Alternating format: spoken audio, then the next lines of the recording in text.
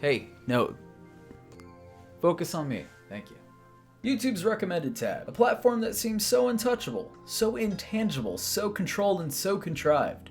How the spit do I get on there? One good thing that I will give it credit for is reminding me to watch all the dank-ass content I might have otherwise missed. For example, you got your Daily Show, your Ellen Show, your Jimmy Fallon, your Jimmy Kimmel, your Jimmy Neutron. Basically anything I don't want to watch, YouTube will shove down my throat, followed by a kiss on the forehead. There was one thing that got recommended to me that just had me so baffled, so disgusted at what it was I was watching. And that, my friends, is Blark and Son. I feel dirty for just saying that. Is that a bad word? I was kind of on the fence about whether or not I should keep it as an Internet Oddities episode or have it be a full-fledged Film Oddities episode, but you know what I realized? I found it on the internet, so this is where it's gonna stay. Upon doing some investigation, I actually stumbled upon an article that had this headline: Blark and Son reinvents the sitcom for an Instagram generation. I'm sorry, but what the hell did you just say to me? As if I wasn't already filled to the brim with vomit, you just gotta throw these angry words at my retinas?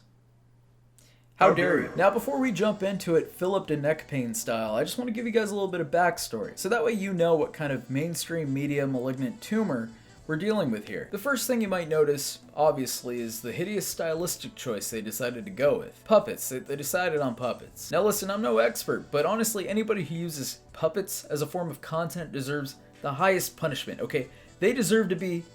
Oh, shit. Hey, Naked Man. Sorry, I kind of forgot you existed. No, it's cool. Finish your sentence. I was just gonna say that anybody who uses puppets deserves a reward of some sort, like an Oscar. Alright, so that about covers it for the long-ass intro. Let's go ahead and just pour a little bit of antiseptic in our eyes, and let's pee all over this bad boy.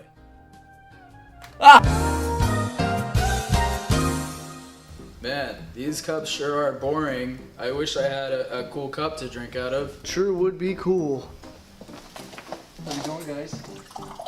Whoa, would you just look at that cup? Where did you get that cup? Stranger? I got it from www.dickjug.com. So if I go to that website, I can get a dick mug too? If you're cool enough. Wow, I'm gonna go to W...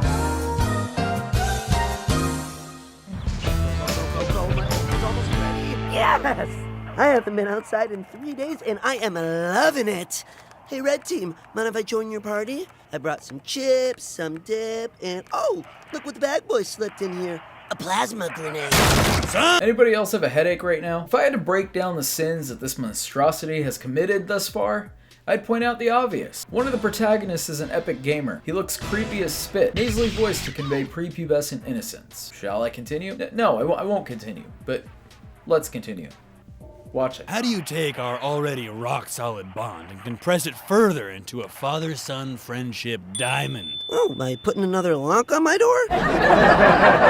By putting us in the throes of Mother Nature with a good old-fashioned camping trip. Last time we went camping, you purposefully left food out to attract bears. How else am I gonna break in my bear saddle? Okay, so the writing isn't exactly terrible, but what really gets me is the facial animations for the characters in question. Blark has an overly angry Mel Gibson, I'm gonna sodomize you while you sleep look in his eyes. And Son, well, he kinda has the same. They're creepy is what I'm trying to say. That's the whole point of this video. You can use the family harpoon. I'm going in organic. You know what? I knew this character arc sounded kind of familiar. It's literally Rick and Morty reskinned to haunt my dreams. Dad, this game is live. Zeke and I have been working our boys off to get to the final round of this tournament. So I will grant you one more thing to say to me before I go back to smashing noobs into crapple sauce. Crapple sauce. Crapple sauce.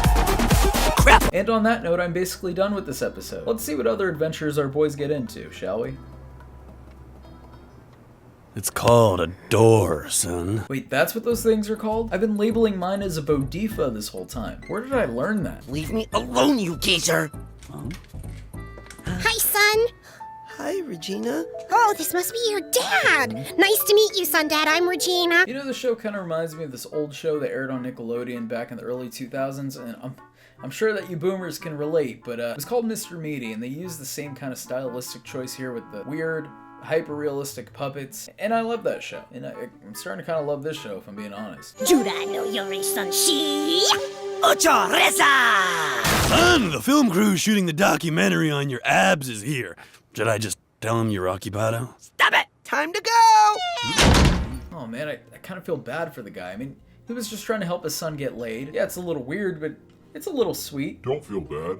Us puppets, we don't feel emotion. Wait, really? So when I pick on you and use you to stop a nosebleed, you don't mind? No, of course not. You see, we're basically like sentient pillowcases. Many people use us to practice kissing. Other people use us as entertainment. Or worse, filler for someone to talk to. Wait, are you trying to say that that's what I'm doing? Wait, how are you talking? I'm not sure. The frame cuts off about here, so as far as you know, I'm self-reliant. Yeah, see, now I have even more questions. Sorry about my dad. He's always up in my grill. Hey, at least you get more than a phone call on Christmas and your birthday, if he remembers. Die, Dorgon! Oh, well, this is cute. Looks like I'm having a little bit of a heart attack here. Now, don't worry, kids. I'm going to pass it over to my buddy FrostDrive, who will take good care of you guys. Now, if I'm dead when you guys come back, please throw me in the trash. Ugh. Oh, and throw Naked Man away, too. He can't be left alone. Looks like I'm on the weird side of YouTube again. You shouldn't be watching this. You need to make a video. Oh, Doplex wants to do a collab. Okay, what about the...